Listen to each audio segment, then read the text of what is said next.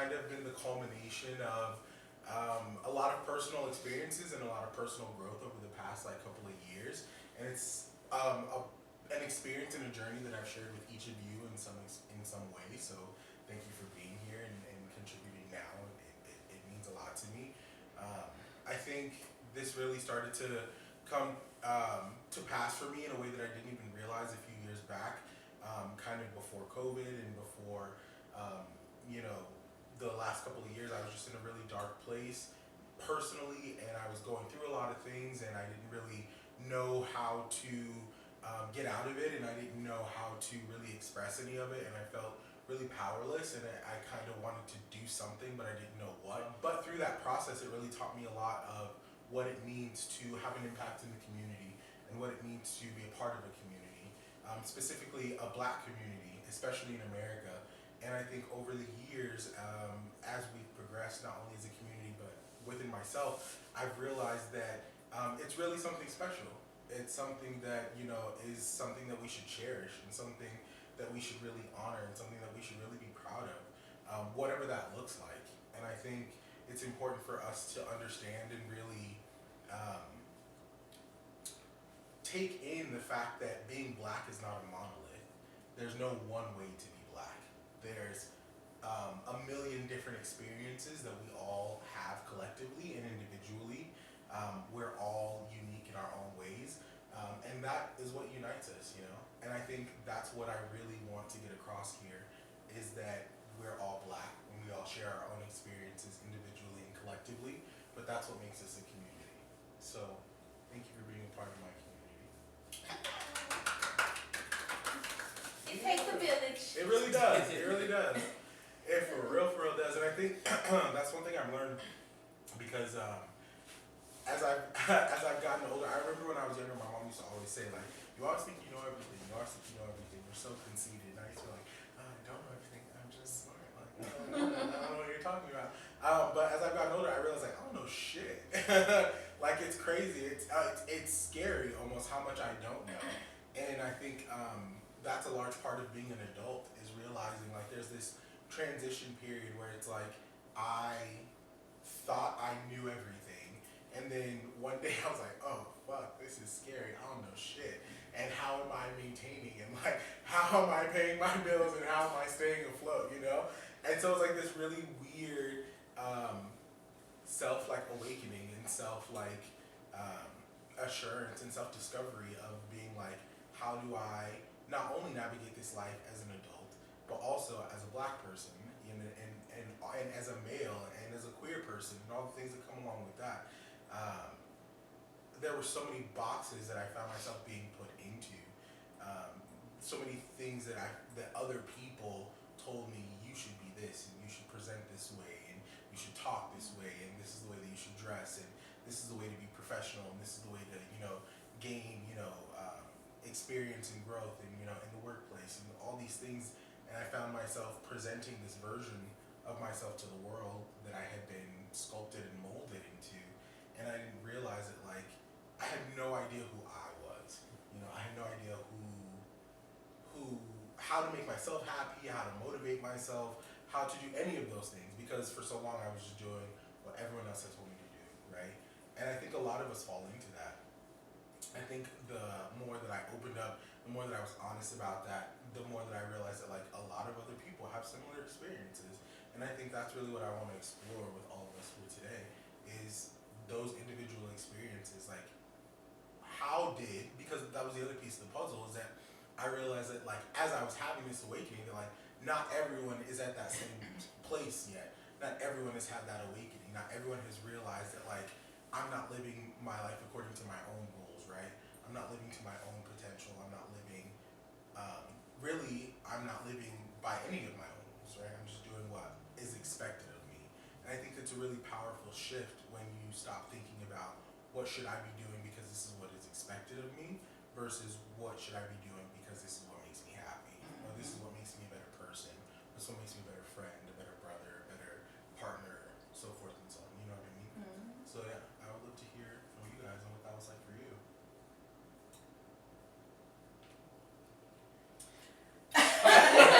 You may open your mouth now. Okay, well,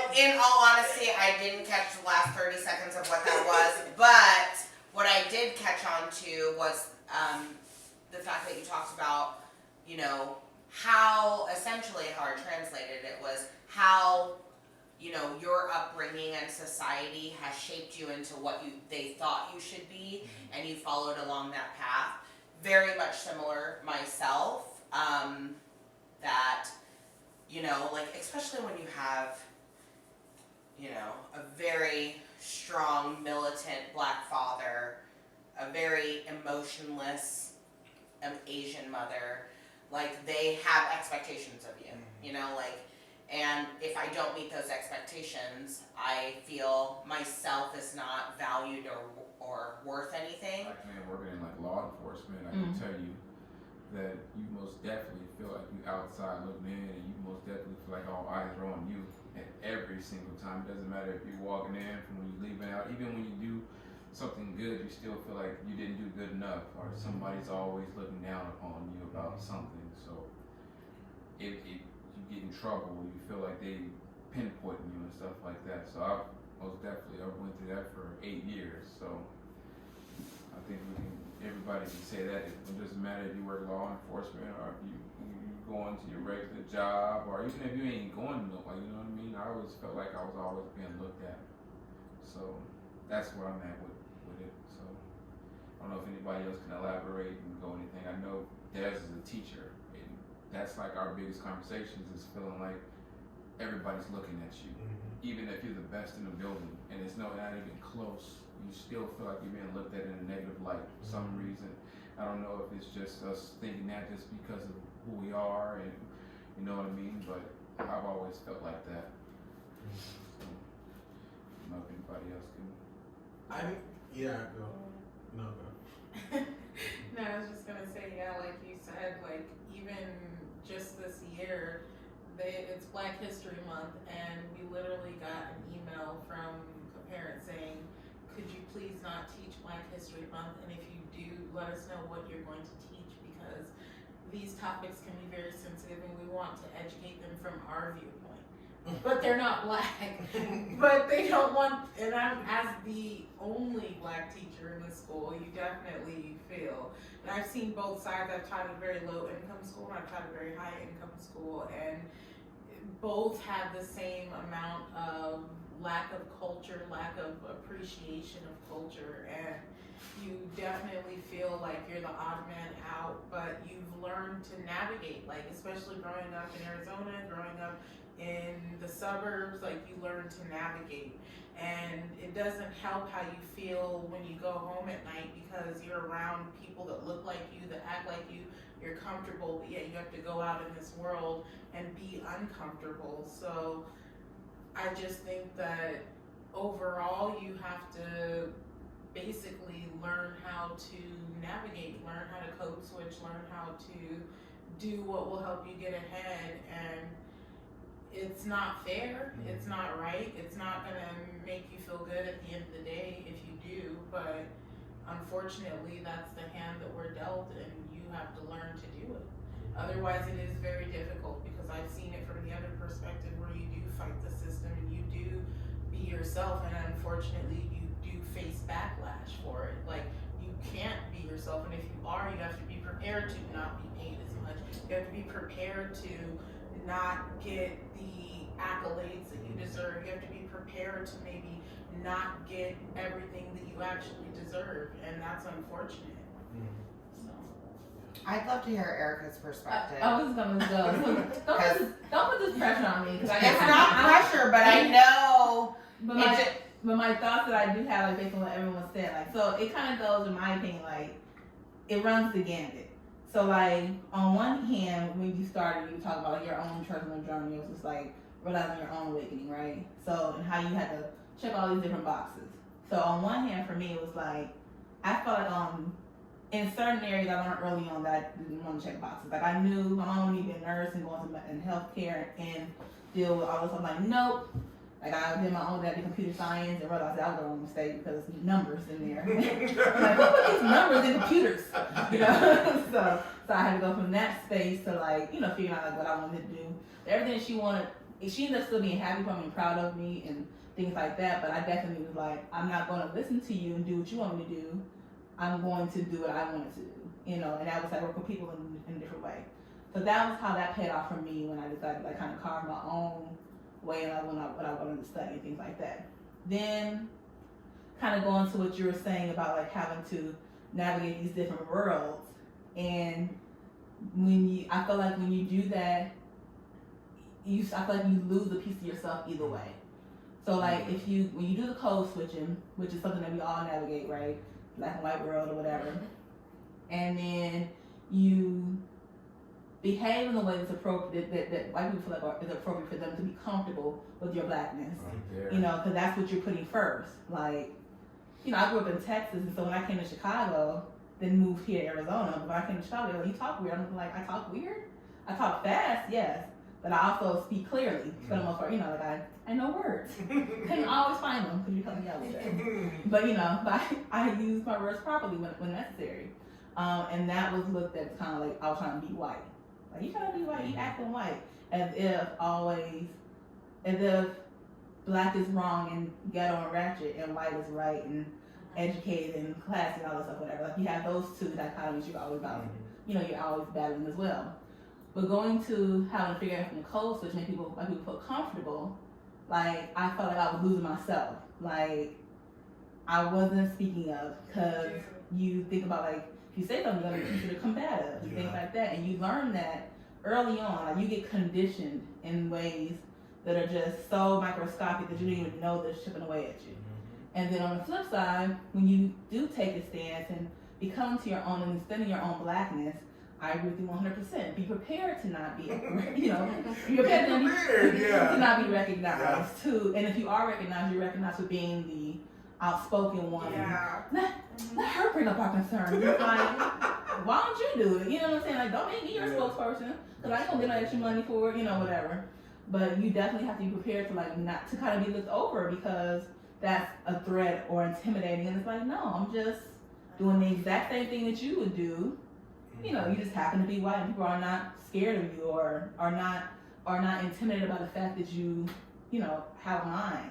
I mean, so it's really frustrating, and that's something that I kind of do deal with personally, especially in like the current environment I work in. So transitioning from Illinois to Arizona, and being in a predominantly white community and white environment in the workforce, definitely am looked at the ones like, be a black spokesperson, but also don't be too black. And it's like, whatever too black is, I'm like, I definitely was a person who, like, in interviews would have on my wig, and then like, I got a job. I'm black, niggas. You didn't know, like, you didn't know I was black. You got pro, And it's like, now I go in as I am, tattoos are showing, nose pierced, and hair as it is, and it's like, I'm still qualified, but I definitely got hit in the pay because my license or whatever doesn't still stand up to someone who's white. And yeah, we're both licensed, we both do the same job or whatever else, I'm curious too, like, because Erica works with, or we've worked with Erica, and there have been a number of occasions where she told me a story about how she stood up to what I saw is like, that motherfucker stood up to man, she's like, bitch, you ain't gonna talk to me like that, and like, for me, I'm like, I think I've assimilated to where I have fear of repercussions of not getting what I want because I am black, and if I speak up too loudly or I'm like too aggressive, I'm like, then it will have a negative impact on my career. But those are the words that people would just describe you as. Like, she's aggressive. And I'm like, what did I say to aggress you? Like, how am I the aggressor? How am I standing up advocating for myself exactly. is aggressive? Yeah. I don't appreciate this. Well, you have to be so aggressive. Yeah. What did I say? Like, it's like this line, and I feel like you just don't want to be described as that. Yeah. And that very much has happened. Like, and a part of me, and like, this is gonna be my own conspiracy about certain things, like thinking like my pay was impacted by recent reviews and stuff like that because of, the recent encounters that I had with supervisors or whatever, you know what I'm saying? But it's a situation where it's just like, I still feel good about what I did and, and being who I am versus kind of like just being upset thinking like, cause I'll ruminate over like what I should have said or what I should have done, and feeling like I just let myself like down. And that's sometimes like hard to do is when you feel like you let yourself down in other areas. Yeah. And you don't want to have another area you let yourself down. It's like, no. So I have to like make sure I at least have that part of myself intact, and that's just in my blackness. You know what I'm saying? Like that's I am unapologetically black, and I am ferociously an advocate for the black community. But I'm definitely someone who's like, well, I can see why it happened. Like, do you not know what we're operating in? Like, as much as I know that this is I hate to like proclaim things as like men's work, but we definitely are operating in a sense, in a way. You know what I'm saying? Like, I'm aware of that. As much as people like to try to like act like, well, we're beyond racist. We're in a pro-racial society. We got a black president, and we got Kamala Harris. Yeah. Kamala, yeah. The scariest part, because every decision on your employment that's going to be made, you're not going to be in a room for. Yeah. So you got to try to impress these people Yeah. and talk to these people and speak white or whatever you want to call it, just to impress them and hope that they all like you when they decide if you're going to be employed, or if you're going to, or you should be reprimanded for standing up for yourself, or just asking for better lights in the room. Or anything. I've literally felt like I don't even want to ask for this stuff because they're going to think that I'm being overly aggressive with them, and now nobody else has ever asked for this. So if I ask Now I for gotta ask. this, now they tripping on me now, and they don't like my decision. So if I do want to move up, they're like, nah, man, you tripping every other week. I can't trust you. I don't want to do nothing with you. So that's what I always like feared and was really stressful at the end of the day, really, because you think he can go. I'd rather go tell him. This guy, like, yo, go ask for this stuff. Because if I ask for it, I think they might say something different to me. They might react different, you know. So. And it's interesting the words that we're using and being concerned for like that, like fear and all this agitation, whatever. Like, this is really impactful on our mental health, right? So like not only do we have to deal with all these different avenues or things, like these different paths that we have to cross, our intersections of life, like whether it's gay, straight, black, white, whatever it is, all these intersections that you have in your life, right? And then to be constantly living in the fear or the past traumas of that, or the sadness of the past, or the anxiety of the future, like you're never able to like really fully be in the present. You know what I'm saying? And it's really interesting, like how it's like we are.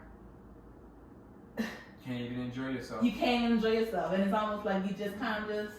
Yeah. Well, and even the flip side of that, like not only having to assimilate and worry about that traumas and the traumas that come with code switching and how you feel like you lose yourself, then they go and do the opposite and say, oh, we're going to hire you because you're black.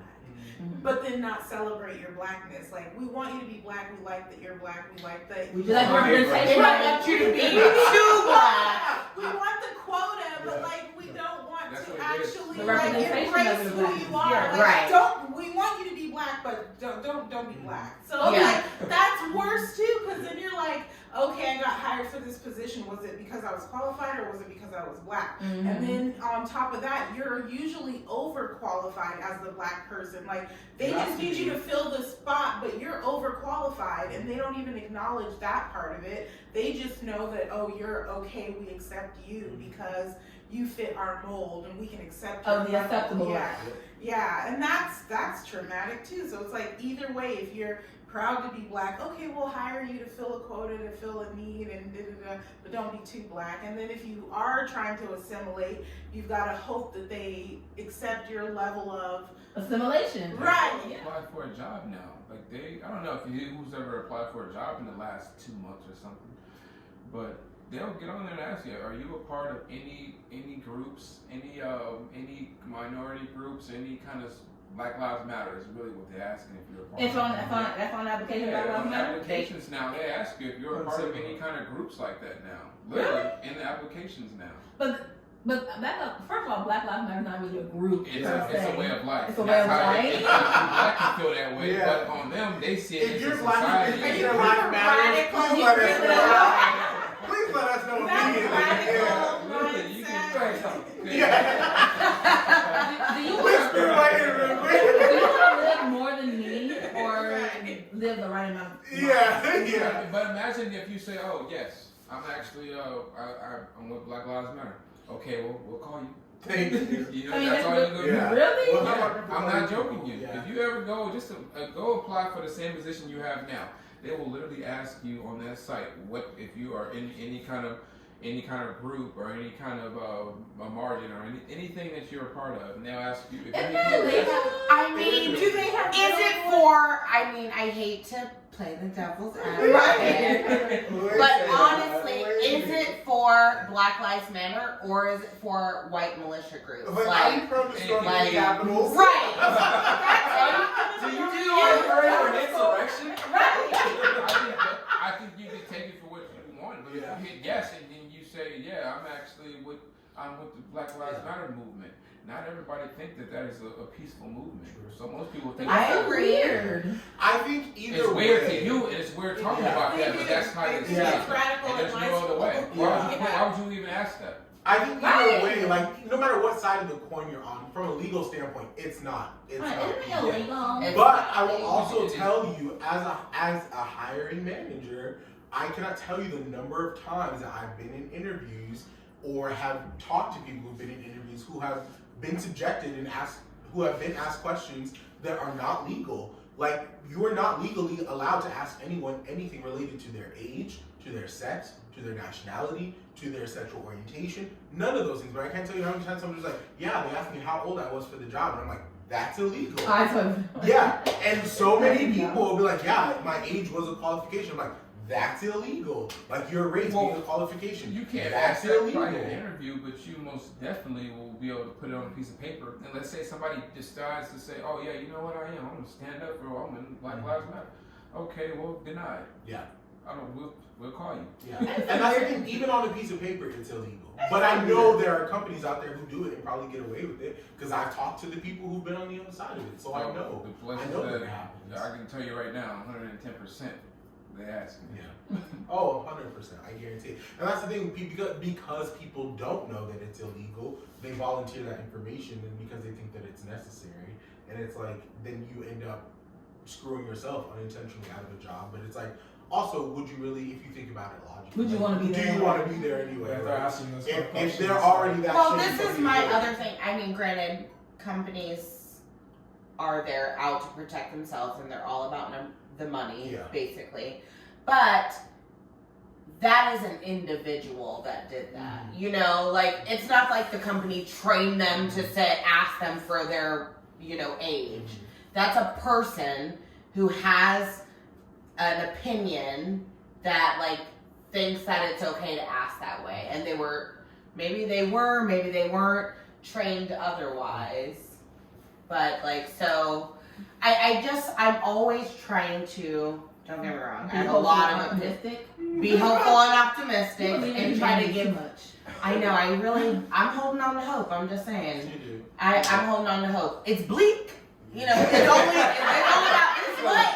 It's bleak. It's only about this much, but I'm still holding on to as much as I can, because I think it takes, as angry as I am about the injustices of our people, our community, injustices of all people of color and minorities, like the Asian community who is getting yelled at because of coronavirus, or getting like whatever Attacked. Yeah. attacked. I And it's been happening for think like that a is year. messed up. It really is. But as an individual, I'm not going to speak for anybody else. As an individual, I am going to make the effort to be nice to people, to show them that I am happy to be nice to you and kind and human to somebody at an individual level, because I think that's where it starts. I've always been a grassroots movement kind of girl. You know what I'm saying? Like, I think there's very much a space for top down, Yeah. but it also has to be bottom up, and that's where we meet in the middle. Mhm. And so I'm going to start from that bottom up by being the person I want the world to be, Oh yeah, I definitely agree, but I also can see how like that could easily turn into like code switching because you Yeah. don't always want to be nice to someone all the time, and you don't always want to Hello? like Miss have Jolie? to like just really going into work. You think about how like everybody has that day where they don't want to have to always be the nicest, Yeah. best version of themselves just to be accepted because you see everybody else having normal days and it's accepted, or you see everybody else. But if you have a bad day, then Oh my you turn God. into You have The to angry rebuild black your woman. entire Yes, day. You are the- yeah. and you're the whole it's like, race. It's Yeah. still not the Yeah. same. Oh. Like I'm definitely someone who is way nicer to other people than they are to me. So I get that. You kill them with kindness, definitely. Don't be bitter because that only takes away from you and them. But it's also you've gotta acknowledge that it's not fair and the injustices. Yeah. Yeah, and that's how I sometimes like can come out. People can think I'm mean, Yeah. but I'm one of the nicest people probably that I don't think ever meet, but I'm nice. Okay, so I am, but I definitely agree with you 100%. Like I'm just not interested in having to, smile at you. Yeah. And thank God for these masks, because I'm not smiling because my eyes just like. Yeah. And they're not But you don't know that. You don't know. Like, what are you looking at? That's like what I'm saying in my mask, but you don't know that because my eyes went up. So it's like, it's just not always necessary to have to be, nice to everybody. But when you I agree. Well, okay, so a perfect example today. I went, so this woman that I was a coworker of, she reached out. We've been talking a little bit about business, but she was like, come over to my house. I have a garden. I have a bunch of tomatoes. I have a bunch of lettuce. Come. And I was like, okay, because I'm trying to build that relationship. Yeah. Also, I want some tomatoes. Shit, why not, So I went to her. She lived in a very, she lived in Caucasia, Affluent. Affluent area. And I was, bumping my music. I felt uncomfortable. I turned my music down. I was like, You were uncomfortable in your blackness and the whiteness. That's all that was. Because who doesn't let them be the black? Like, if you're in Right. your car. Oh, no. I know. You know what's so funny? I rolled into the neighborhood. I started seeing white people on bikes. And I was like, nope, they gonna hear this Cardi, I turned the corner. Saw some white people walking babies. I'm like, they gonna hear this, Megan, and then I turned down the street. I'm like, all right, no. But the crazy part is that they listen to it too. Exactly. Anyway, so I'm like pulling up to the house. I literally see two neighbors outside, and one guy starts walking over, and I'm like, what is this motherfucker doing walking over to me, And so I had attitude. I'm like, are you really about to come up to me and say something, And he was like, hey. And I'm like, hey. And he's like, I'm so-and-so's husband. And then I felt like an asshole, And I'm like, oh shit. And he was like literally the nicest person ever, And so that's what I'm saying. Like, yeah, you have to have your guard up, right? But you don't know what they're coming with intent. He came to say, just to let you know, she wanted me to tell you she's in the backyard, go around the side, pull the gate because it's a little finicky, So he was just trying to let me know how to get in the house. How do you know? But- How do you know you was a black? I met him But before. I don't I disagree. just like, yeah. I don't disagree with you, and I think intent is so important. But I think the bigger question for me is why, or not even why, is that whether or not the intent is negative or positive, you can't ignore the fact that as a black person navigating in America, that the guard has to be in place. Regardless. Because just in that instance, you don't know. Because history has taught us that situation could have gone one of two ways, right? Mm-hmm. He could have been the nicest man in the world, or he could have had a gun coming at you for blasting. You know what I mean? So it's already our experiences are already automatically off the bat different from our counterparts, Exactly. right? So it automatically shifts the way that we have to think and the way that we have to navigate and the way that we have to move in the world. We have to be so conscious and police our own behavior 24/7 because we always have to make sure that we're not being perceived as a threat, which automatically goes back to the trauma and the mental health of that. Just all the things that we have to be so aware of as black people, because it's I don't want to be perceived as a threat. I don't want to be perceived as ghetto. I don't want to be the next, Black Lives Matter, installment in the movement. So it's I'm going to do these behaviors to ensure my safety.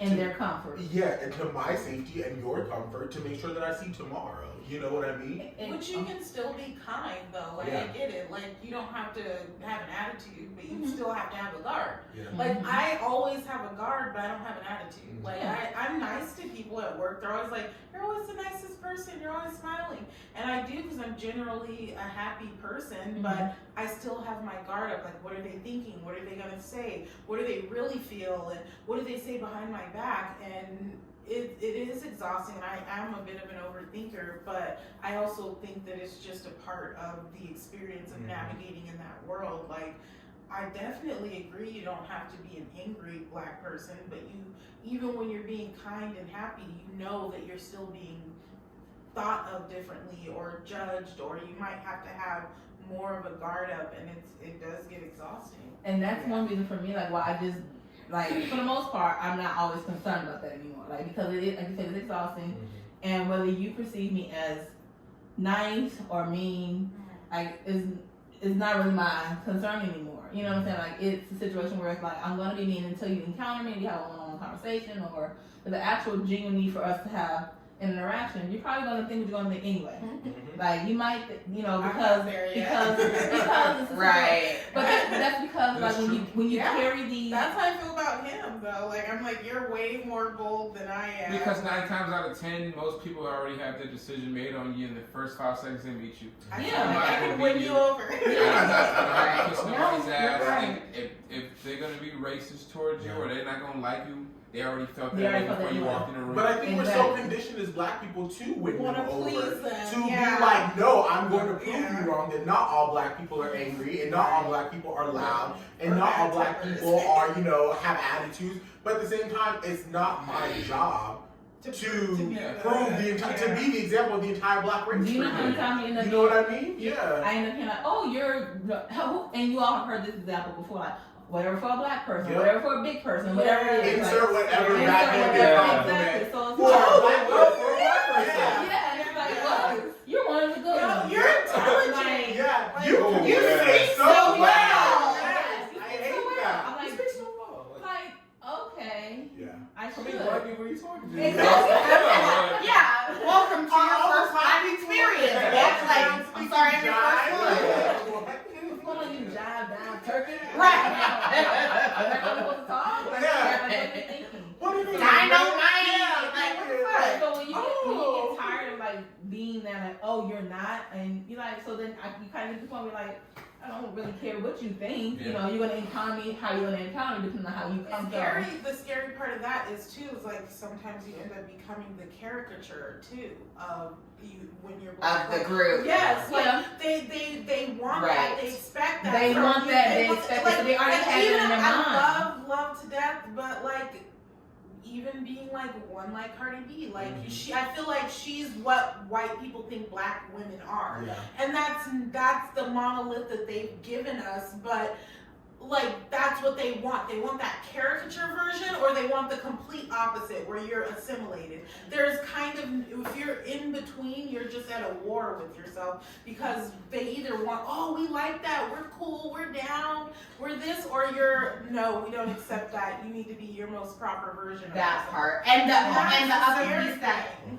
pisses me off about that is like, if I am my authentic self, then they want to take, like, it's okay for them to be like that. I'm like, no, you cannot speak like that. No. This is me. Yeah, this is me. Don't say the things that I say. Address me as sister. Right. Yeah. Exactly. Hey sis. Yeah. Nah, Like man, the lady at my office be like, hey girl, I'm just calling you. And I'm like, I don't think she calls any other teacher on campus girl. And I'm like, should I be offended by Yes. this, or should I be like, oh, Yes, thanks be for offended. trying? That part. Yeah, I'm like, Yeah. hey girl, And I'm let just them know, calling do you, not what's call me hey up? girl. Right. This is Yeah. what my name That's is. why I ran into a lot of issues because I'm not an asshole, but I'll be an asshole if you need me to be. If it needs to be You want me to happening. be the asshole? Yeah. Yeah, I do that. Yeah. Like you're I don't.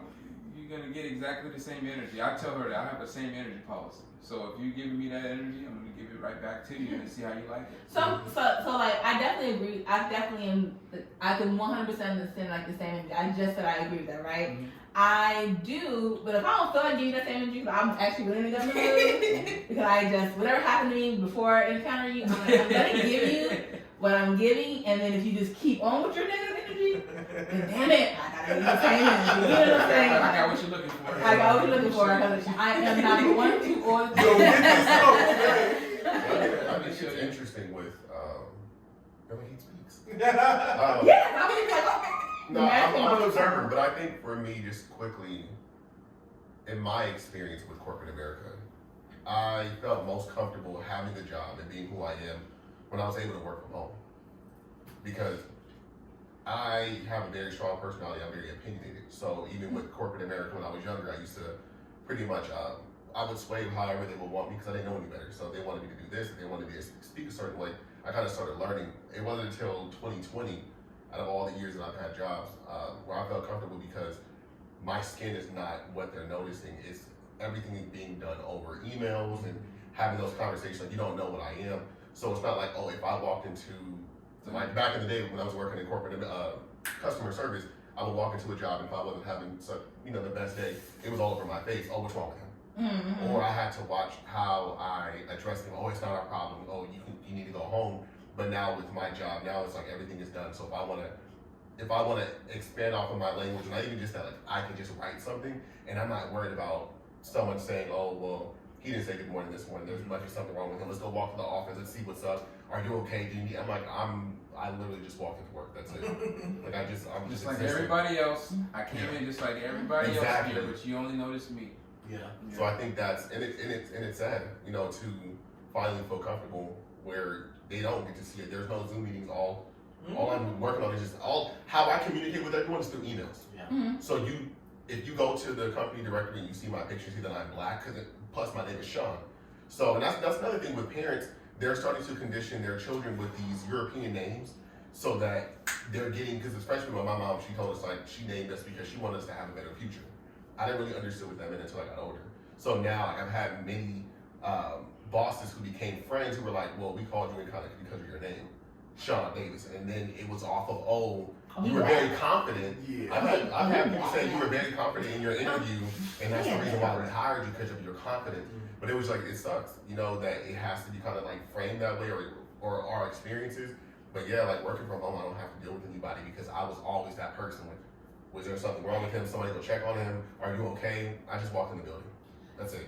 So a couple things I was thinking about when you said that about your email. So for one thing, I agree with about the name situation. The name, I was gonna My say name that too. My name's Erica Dinwiddie. So you don't know. Very good.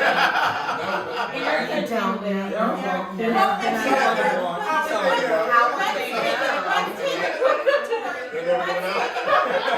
We all feel like we're pretty successful, like African Americans who have navigated the system. What's your name?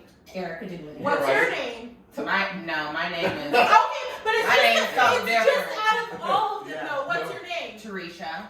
Okay, And that could be That's not No. black. But my first name is Tasune. But Okay, you but don't have still, to age that's I have up fine. until the last 2 jobs. Okay, what's I love your your name? Yeah, Reginald. Okay, so that's 2 out of all of us. What's yours? Sean.